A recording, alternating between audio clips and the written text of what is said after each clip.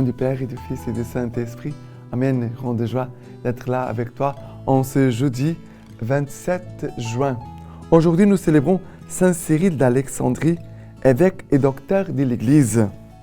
Le nom de Cyril, évêque d'Alexandrie, est attaché avant tout au concile d'Éphèse où il fit condamner Nestorius qui refusait à Marie les titres de mère de Dieu. Cyril n'était pas un homme facile, mais pour la postérité, il demeure l'invincible défenseur et le chantre plein de lyrisme de la maternité divine de Marie. Voilà, un homme qui aimait beaucoup la Vierge Marie. Et aujourd'hui, la première lecture, c'est le deuxième livre des Rois, chapitre 24, à partir du verset 7. Joachim avait 18 ans à son événement et il régna 3 mois à Jérusalem. Sa mère s'appelait Nehushta, fille d'Elnathan, et n'était de Jérusalem. Il fit ce qui déplaît au Seigneur, tout comme avait fait son père. En ce temps-là, les officiers de Nabuchodonosor, roi de Babylone, marchaient contre Jérusalem, et la ville fut investie. Nabuchodonosor, roi de Babylone, vint lui-même attaquer la ville, pendant que ses officiers l'assiégeaient. Alors Joachim, roi de Juda, se rendit au roi de Babylone. Lui, sa mère, ses officiers, ses dignitaires et ses eunuques. Et le roi de Babylone les fit prisonniers. C'était en la 8e année de son règne. Celui-ci emporta tous les trésors du temple du Seigneur et les trésors du palais royal. Et il brisa tous les objets d'or que Salomon, roi d'Israël, avait fabriqués pour le sanctuaire du Seigneur, comme l'avait annoncé le Seigneur. Il emmena en exil tout Jérusalem, tous les dignitaires et tous les notables, soit 10 000 exilés, et tous les forgerons et serruriers. Seule fut laissée la plus pauvre population du pays. Il déporta Joachim à Babylone, même la mère du roi, les femmes du roi, ses eunuques, les nobles du pays, et les fit partir en exil à Jérusalem, à Babylone, de Jérusalem à Babylone. Tous les gens de condition, au nombre de 7000, les forgerons et les serruriers, au nombre de 1000.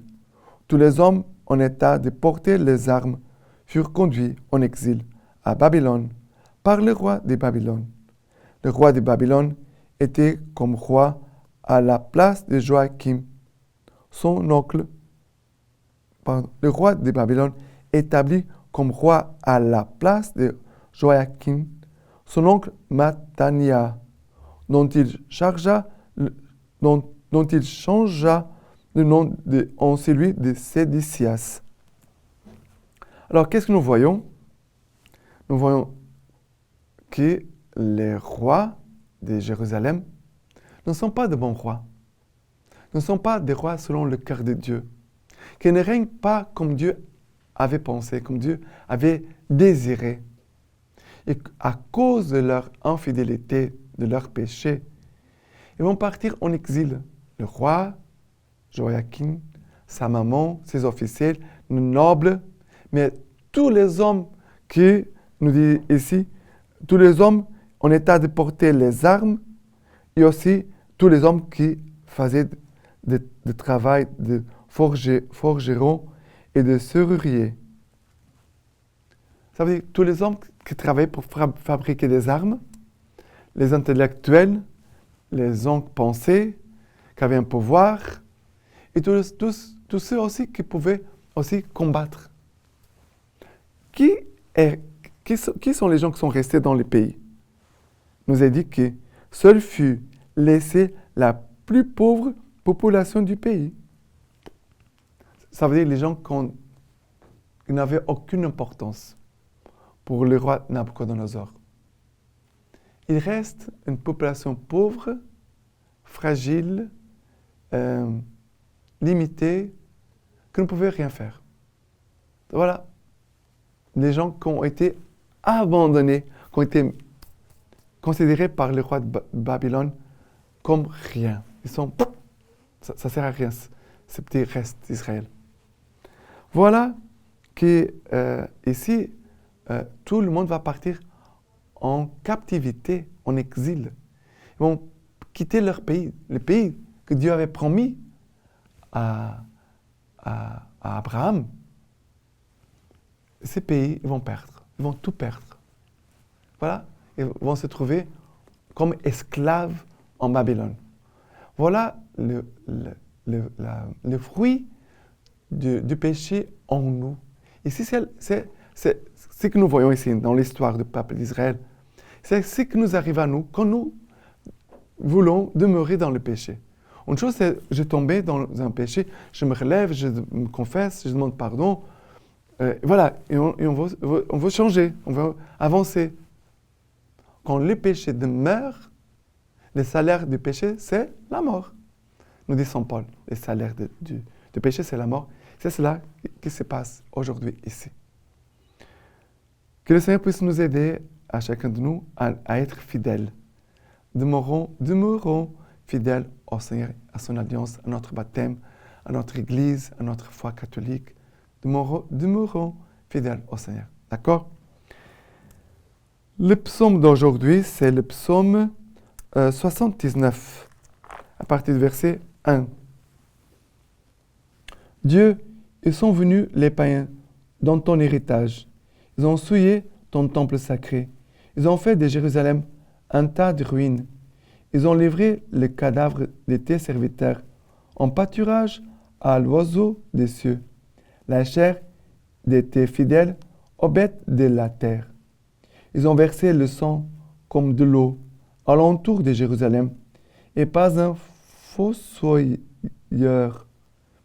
Nous voici la risée de nos voisins, fable et moquerie de notre entourage. Jusqu'à quand, Seigneur, ta colère? Jusqu'à la fin? Ta jalousie brûlera-t-elle comme un feu? Après le verset 8. Ne retiens pas contre nous les fautes des ancêtres. Hâte-toi, préviens-nous par ta tendresse. Nous sommes à bout de force.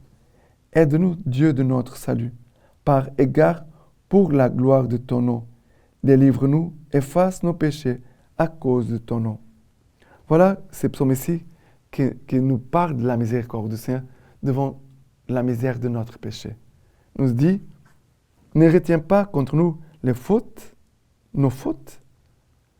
Hâte-toi, préviens-nous par ta tendresse. Aide-nous, Dieu de notre salut.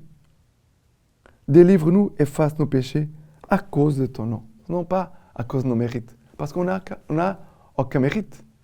Nous n'avons pas de mérite. Parce que nous sommes tous des pécheurs.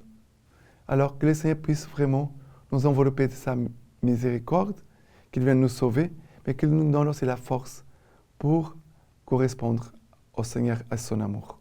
D'accord? Et l'évangile d'aujourd'hui, c'est Matthieu chapitre 7, à partir du verset 21. Ce n'est pas en disant « Seigneur, Seigneur » qu'on entrera dans le royaume des cieux, mais c'est en faisant la volonté de mon Père qui est dans les cieux. Beaucoup me diront en ce jour-là « Seigneur, Seigneur, n'est-ce pas en ton nom que nous avons prophétisé et en ton nom que nous avons chassé les démons, en ton nom que nous avons fait bien des miracles? Alors je leur dirai en face, jamais je ne vous ai connus. Écartez-vous de moi, vous qui commettez l'iniquité. Ainsi, quiconque écoute ces paroles que je viens de dire et les met en pratique peut se comparer à un homme avisé qui a bâti sa maison sur le roc. La pluie est tombée, les torrents sont venus, le vent a soufflé et se sont déchaînés contre cette maison. Et elle n'a pas croulé. c'est qu'elle avait été fondée sur le roc. Et quiconque entend ces paroles que je viens de dire et ne les met pas en pratique peut se comparer à un homme insensé qui a bâti sa maison sur le sable. La pluie est tombée, les torrents sont venus, le vent ont soufflé et se sont rués sur cette maison, et elle s'est écroulée, et grande a été sa ruine. Il advint quand Jésus eut achevé ses discours que la foule était frappée de son enseignement, car il enseignait en homme qui a autorité et non pas comme leurs scribes. Jésus parle avec autorité parce que Jésus dit et il fait. Jésus ne dit pas des choses, mais qu'après, il ne met pas en pratique. On revient au début de cet évangile.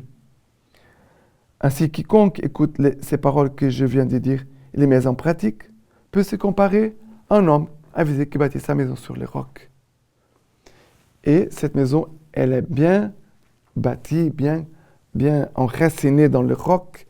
Voilà, elle est bien fondée. Et comme ça, elle a une solidité, elle a une profondeur. Elle a de profondeur dans ses fondations. Elle a de force. Elle a été affermie dans sa construction, ses piliers. Elle est bien protégée par le toit. Et comme ça, la pluie, le vent, la tempête ne font rien contre cette maison. Ça, c'est la vie de chrétien, fondée dans la parole de Dieu, bien construite, fortifiée, affermie dans la doctrine de l'Église catholique, et bien gardée par la foi en notre Seigneur Jésus-Christ, car c'est lui le Maître et Seigneur de l'histoire et du monde, hier, aujourd'hui et toujours. L'attitude de foi, la vie de prière, voilà, fondation dans la parole, la doctrine de l'Église, les enseignements de l'Église, ce sont les murs et les piliers, et après, la vie de prière, la foi en notre Seigneur Jésus-Christ. Et comme ça, la maison peut rester debout et elle ne craint pas. Mais faites attention pour que notre maison ne soit pas une maison fondée sur le sable. Et après, là, la tempête, et tout tombe, tout est détruit. D'accord? Et maintenant, la lecture patristique d'aujourd'hui. On nous dit ceci. Je trouve très surprenant qu'il y ait des gens pour se demander vraiment si la Sainte Vierge doit être appelée Mère de Dieu. Car si notre Seigneur Jésus est Dieu, comment la Vierge qui l'a engendré ne serait-elle pas la Mère de Dieu? Telle est la foi que nous ont transmise les saints apôtres, même s'ils n'ont pas employé cette expression. C'est l'enseignement que nous avons reçu de Saint-Père, en particulier notre Père et de glorieuse mémoire Athanase. Au 3e livre de l'ouvrage qu'il a composé sur la Trinité sainte et consubstantielle, il donne constamment à la Sainte Vierge les titres de Mère de Dieu. Maintenant, je vous laisse la bénédiction par les mains toutes pures de la Vierge Marie. Dieu Tout-Puissant vous bénisse et vous garde, le Père, le Fils et le Saint-Esprit. Amen.